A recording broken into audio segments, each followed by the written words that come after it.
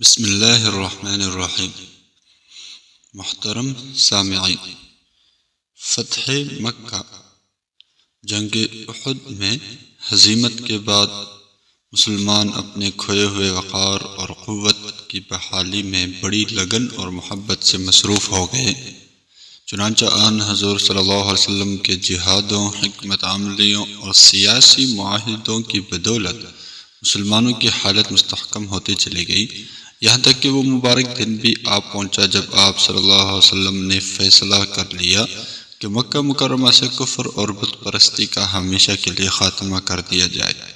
چنانچہ 10,000 مسلمانوں پر مشتمل ایک ٹھاٹھے مارتے ہوئے لشکر کی قیادت میں حضور اکرم صلی اللہ علیہ وسلم نے 10 رمضان المبارک 8 ہجری 1 فروری 630 عیسوی کو مدینہ سے روانہ ہوئے اور 20 رمضان المبارک 11 فروری کو مکہ پہنچ گئے۔ لشکر اسلامی نے آنن فن مکہ کو گھیرے میں لے لیا۔ صورتحال کی سرسری جائزہ ہی سے اہل مکہ اس نتیجے پر پہنچ گئے کہ اب اسلام کی مخالفت بے سود ہے۔ ان کے بڑے سردار ابو سفیان نے اسلام قبول کر لیا۔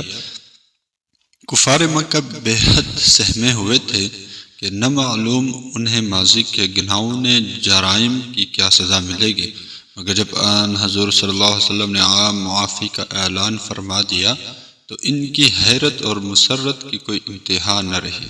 چنانچہ فتح مکہ کے سارے مرحلے کسی قسم کی جنگ و جدل اور خون خرابے کے بغیر ہی مکمل ہو گئے۔ تہذیب و تمدن کے اس پرانے مرکز پر مسلمانوں کا مکمل طور پر تسلط ہو گیا۔ فتح مکہ کے بعد آن حضور صلی اللہ علیہ وسلم نے خانہ کعبہ کے اندر رکھے ہوئے تمام بتوں کو اپنے مبارک ہاتھوں سے پاش پاش کر ڈالا اور ان کے ٹکڑوں کا ڈھیر باہر لگا دیا۔ سقوط مکہ کا سب سے بڑا پہلو بھی یہی ہے کہ اللہ کا گھر آخر کار بتوں کی آلائش سے ہمیشہ کے لیے پاک ہو گیا۔ اس عظیم فتح کے بعد بھی مسلمانوں نے جزیرہ نما عرب اور آس پاس کے دوسرے ملکوں میں تبلیغ جہاد کے پروگرام پوری گرم جوشی سے جاری رکھے۔ نتیجہ یہ ہوا کہ اسلامی تعلیمات کا اجالا چاروں طرف پھیلتا ہی چلا گیا اور زیادہ سے زیادہ لوگ جہالت اور بت پرستی کے اندھیروں سے نجات پاتے گئے۔ فتح مکہ کے بعد اسلام جزیرہ نما عرب کے گوشے گوشے میں بڑی تیزی سے پھیلنے لگا۔ آن حضرت صلی اللہ علیہ وسلم کی حکمرانی اور سچائی کی بالادستی ہر سمت تسلیم کر لی گئی۔ تمام عرب قبیلے طرح طرح کے بتوں کی پوجا سے منہ موڑ کر ایک اللہ کی عبادت پر راضی ہو گئے۔ اسلام کے جھنڈے تلے آتے ہی ان کے دلوں سے نفرتیں اور عداوتیں ختم ہو گئیں اور وہ محبت اور اخوت کے رشتوں میں منسلک ہو گئے۔ ذوالقعدہ 10 ہجری کے آخری دنوں میں آن حضرت صلی اللہ علیہ وسلم حج کی تیاری میں مصروف ہو گئے۔ آپ صلی اللہ علیہ وسلم کے ساتھ حج کی سعادت حاصل کرنے کے لیے لوگوں کے ہجوم مدینہ میں جمع ہو گئے۔ آخر کار آپ صلی اللہ علیہ وسلم 1,00,000 فرزندان توحید کو ساتھ لے کر 25 ذوالقعدہ 23 فروری 633 عیسوی کو مدینہ سے مکہ کی جانب روانہ ہوئے۔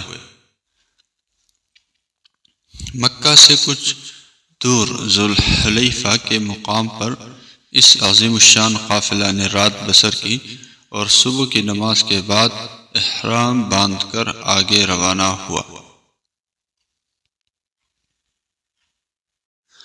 اس یادگار حج کے دوران میدان عرفات میں آپ نے اپنی اونٹی القصواء پر سوار ہو کر جو تاریخی خطبہ ارشاد فرمایا وہ محبت، اخوت اور امن کے تخلیقی منشوروں کی تاریخ میں حرف آخر گنا جاتا ہے۔ اس ولولہ انگیز خطبہ کو خطبہ حجۃ الوداع کہا جاتا ہے۔ اس کے چند مبارک جملے ملاحظہ ہوں۔ اے لوگوں، میری بات اچھی طرح سن لو، کیونکہ شاید میں اس سال کے بعد تم سے اس جگہ پر پھر نہ مل سکوں۔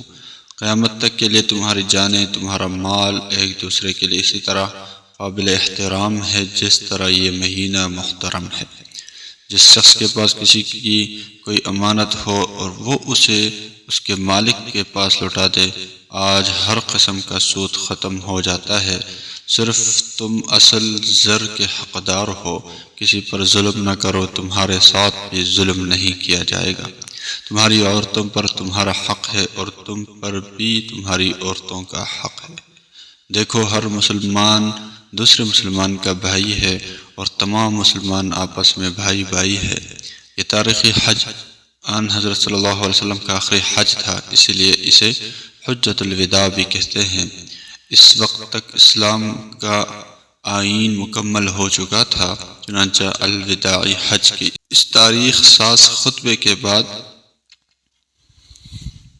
صخرات کے مقام پر یہ منشور آیتیں نازل ہوئیں، جن کا ترجمہ یہ ہے: آج میں نے تمہارے لیے تمہارے دین کو مکمل کر دیا ہے اور اپنی نعمت تم پر تمام کر دی ہے، اور تمہارے لیے اسلام کو تمہارے دین کی حیثیت سے قبول کر لیا۔